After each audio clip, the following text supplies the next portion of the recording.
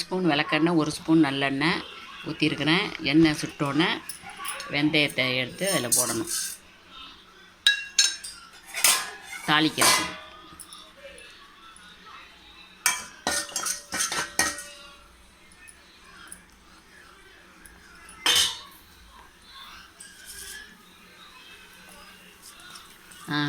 வெந்தயம் செவந்துடுச்சு. வெங்காயத்தை எடுத்து போடணும்.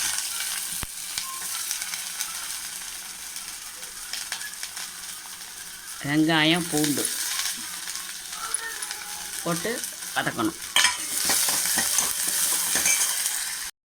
கத்திரிக்காய் தக்காளி இதையும் போட்டு 2 வதக்கணும் போடணும். அதையும் 2 அது வதக்கிட்டு புளி தண்ணி கரைச்சி வச்சுருக்கிறேன், அதை எடுத்து ஊற்றணும். எல்லாம் வேகணும். கொஞ்சம் உப்பு போட்டு லைட்டாக உப்பு போட்டு வேக வைக்கணும்.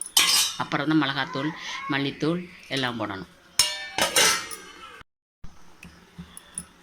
உப்பு ஒரு ஸ்பூன் அப்படி போட்டு அதோட வேக வைக்கணும். அப்புறம் தான் மிளகாய் இதெல்லாம் கொதித்து காயெல்லாம் வெந்தோடனே மிளகாத்தூள் மல்லித்தூள் மஞ்சத்தூள் எல்லாம் போடணும். மிளகாத்தூள் மல்லித்தூள் மஞ்சள் தூள் 2 ஸ்பூன் மிளகாத்தூள், 1 ஸ்பூன் கொத்தமல்லி தூள், 1/2 ஸ்பூன் மஞ்சள் தூள் எல்லாத்தையும் இதில் போடணும். போட்டு நல்லா கிண்டி விட்டு கொதிக்க விடணும். இதில் தக்காளி வந்து பெருசு பெருசாக வெட்டினேன், அதை வந்து எடுத்து வச்சுருக்கேன். மிக்சியில் அடித்து கடைசியாக ஊற்றிடணும். இன்னும் கொஞ்சம் புளியில் வந்து தண்ணி ஊற்றி கரைச்சி ஊற்றிருக்கிறேன். இது கொதித்தோடனே எல்லாத்தையும் போட வேண்டியதான். மொச்சக்கட்டை வேக வச்சு எடுத்து வச்சுருக்கிறேன்.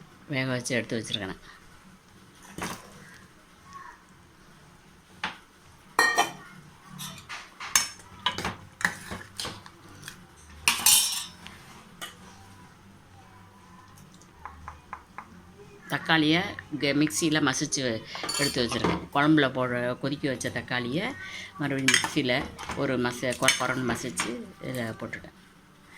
சோம்பு சீரகம் மிளகு நுணுக்கி பவுடர் பண்ணி இதில் போட்டுடணும். வந்து மொச்சக்கட்டையை நல்லா 2 நிமிஷம் வறுத்துட்டு நல்லா 4 மணி நேரம் ஊற வச்சு அப்புறம் வேக வச்சு எடுத்து வச்சுருந்தேன். இப்போ கருவேப்பிலை போட்டுட்டேன். சோம்பு 1/2 ஸ்பூன், ஜீரகம் 1/2 ஸ்பூன், மிளகு 1/4 ஸ்பூன் எல்லாம் நுணுக்கி வச்சுருக்கிறேன். சாம்பார் பொடி இல்லாதனால இது மாதிரியும் செய்யலாம். அப்படி போட்டு ஒரு 2 நிமிஷம் கொதிக்க விட்டு ஆஃப் பண்ணிடணும். மொச்சக்கட்டை புளி குழம்பு ரெடி. உப்பு பத்தலை, அதனால் கொஞ்சோண்டு ஒரு 1/4 ஸ்பூன் உப்பு போட்டுக்கிட்டேன். மொச்சக்கட்டை புளி குழம்பு எப்படி இருக்குது பாருங்கள். ரொம்ப தேன் மாதிரி ரொம்ப டேஸ்டியாக இருக்கும். இது மாதிரி செஞ்சு பாருங்கள். மொச்சக்கட்டை புளி குழம்பு ப்ரெசன்டேஷன்.